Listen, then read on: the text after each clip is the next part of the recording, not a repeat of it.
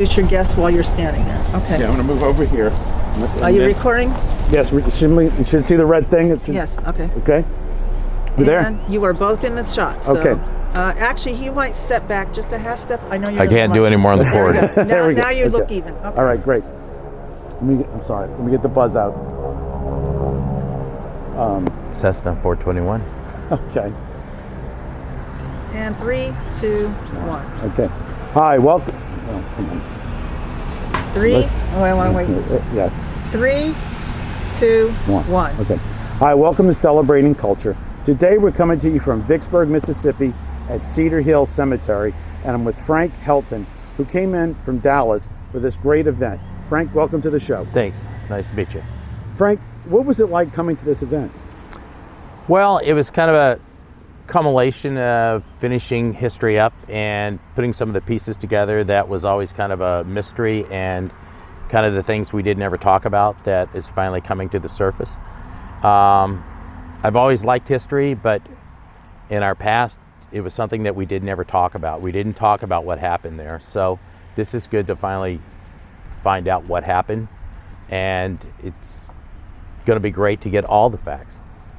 You actually have a story that this event, actually, your family moved, went into Galveston, and then had to deal with a hurricane. So it was not just one event, it was multiple. Yeah, so after my grandfather's father died, later on they came in, and my grandmother was talking about when we were there in the Galveston area, and she was 3 years old when the storm of 1900 went through, and about that was the part of our history. And when they moved there, when my grandfather came back to this country, you regrouped with your family. You went back to your family, and in Dickinson is where they had a family group, and it was back to the same thing that his father did. They had a farm and they had a house that they sold vegetables out of and everything else, and that's where my grandmother was.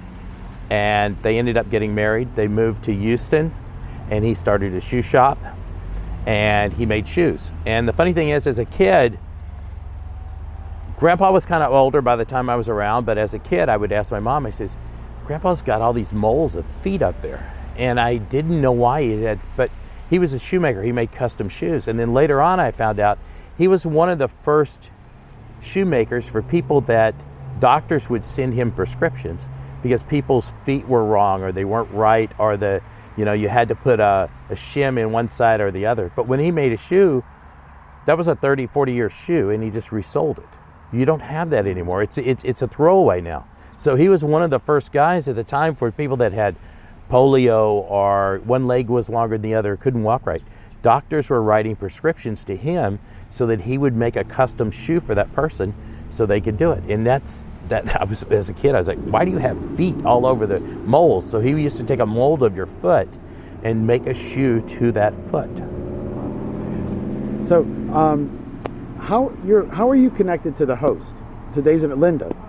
Linda is my cousin. So my mother's brother, she is her daughter. So we're cousins. We're actually same level down the tree. So my grandfather and grandmother had two children. They had Joe, and then they had Antoinette. There was about 18 years difference between the two of them. So when they got back from the war, Linda was born after that. She had an older brother, and they had that. And actually, my mom always used to brag that she took care of Linda a lot because there was, even though it's the same family, there was a lot of age difference. So when there was 18 years difference. So my mom was much older, so she said she used to take care of Linda a lot. I don't know how much that's true, but that's what Mom said. She was almost like her daughter. So in the Italian culture, family, since it was so large and the age difference was in there, that there was a lot of taking care of everybody else. So it was pretty close-knit at that time. So that's my mother, which passed away in January. So that was my mother, and Linda's father were the same siblings from the same grandparents. Did Linda reach out to you when she started this? A little bit, yeah. She kind of put out a little bit and told us about this. I did not know that her brother, only as of today, I knew that her brother was the one that really started it. So I got some text messages about Linda saying that we were going to go do this and everything else. And so when I found that out, I came. Okay. I think that I got all the other stuff you got from over there, so I'll be able to use that. So I think that was parts I wanted to get added, and then I just need to wrap up. So just give me a second. Okay. Okay. Well, there was something that I did. You may have to splice in. The other thing is when they moved to Dickinson, in those days, they were transporting goods from Galveston to Houston on covered wagons. So my grandfather, with mostly Italians, decided that they were going to drill a water well in Galveston or in Dickinson, and they made an ice plant so they could supply ice halfway in between the journey. So that's how they did that. And I think he was president. My mom said he was president of the ice plant for a while. So they did this ice plant. And as far as Mom always said, they were all Italians. So Italians were making ice so that your goods didn't rot between Galveston and Houston via wagon. Wow. That's in the 1900s. So one of the things that I found is Italians' perseverance. I mean, we had this event, this murder here in Tallulah. They go down to Galveston. There's a hurricane, and yet we're gonna make it. And then he ends up doing well with the ice plant.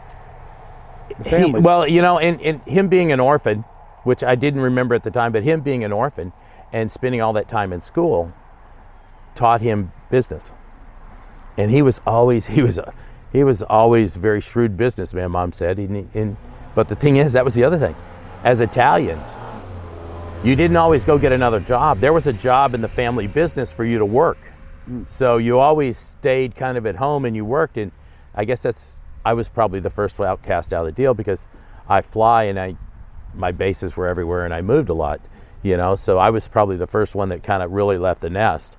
And Mom was upset about it for a while, but she kind of understood at the end. But it was funny that Italians kept so much with Italians. If you had an Italian restaurant, the kids all worked in the restaurant. So I mean, it was a family business. And Mom worked in the family grocery store in Dickinson. She always said, and she didn't work in the ice plant, but she worked in that. She used to work in the shoe shop. So and to this day, the building is still there with Fata name on top of it. And we have memories of how we were on the second floor on this balcony and we never fell off, as kids, and everything else. And the funny thing is Grandpa, from one of his trips to Sicily, brought back a seed from the little Sicilian pine trees, the real thin, straight ones. And I can remember as a kid, every year it would grow, and that thing got over 35 feet tall before they sold the building and they cut it down. But he had that one little tree that he brought back from Italy. So every time he walked in, that was my tree from Italy. So he always had that one little tree. And we were second story on the building, and it wasn't long before the tree was above the building. So, but he had that one little tree from Italy. That was his little grounding point that he had. And he brought that one seed back and that one tree, and it grew around a whole bunch of concrete, and it didn't have a big open space. And they were on Harrisburg, and it was all concrete around it, but you had this one little piece of ground, and that tree grew that one piece of ground, and that was his connection to Italy because he brought that seed back. Wow. Let me check one thing. Hold on to that. One more thing to ask. And we're looking good. We're looking very good. All right. What do you think your grandfather's key to success was? I mean, he really had a lot of challenges when he came over here, but he made it. And what would you think he instilled into you? Well, it's generational. So I think if you have drive, you have drive. If you think that it's easier to give up and let everybody take care of you, I think you go down that path. But if you have drive and you understand that you have to do everything on your own, and I think by being an orphan, he was probably molded a little bit. By being an orphan, you don't have anybody to count on. You have to count on yourself. So believe me, my mother, which was one of the first female pharmacists to graduate from the University of Houston, she was very independent, And I mean, I asked her one time, I says, Mom, I said, we see all this about women not being abused or whatever in the workplace. And I says, Mom, were you ever like that? She says, yes, I was. And I says, well, how were you abused? She goes, the men would never let me work at Christmas. And I go, what do you mean? She goes, they said, you have family. You're going to go home. We're going to work your shift. And I said, well, was that really abuse? She goes, we were equals. I should have done it too. I said, were you really mad? She goes, not really mad. They were doing it to take care of me.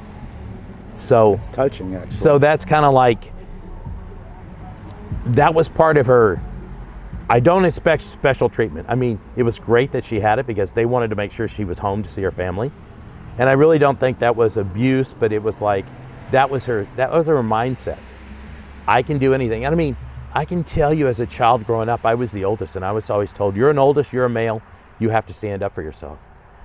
My mother used to charge me, when I borrowed a car to go out on dates, she charged me the mileage on it because she says, you have to pay for this. This has to be this. I can remember my first car I bought.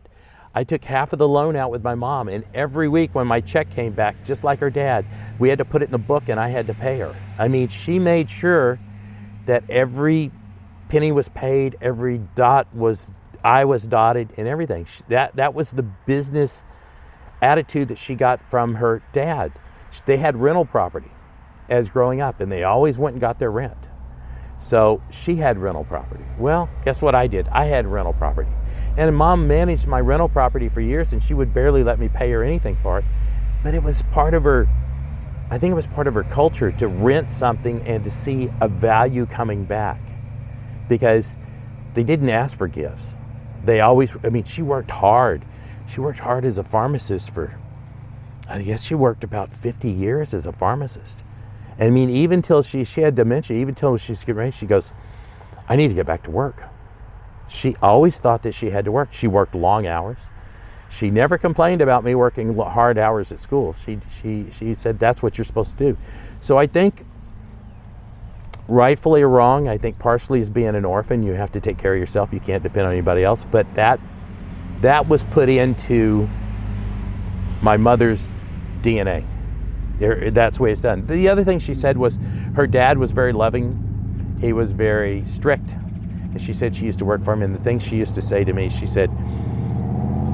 says, look, don't you ever steal from me. If you need something, you ask me for it. Don't even take a nickel out of there. You have to ask me. She says, if you ask me, I'll give it to you. If you don't, you're in trouble.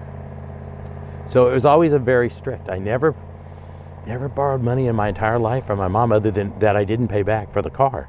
So it was always that very strictness, very counting every penny. I mean, my mother was well enough off. She could have, she had a good life. She had a hard life, but it was work.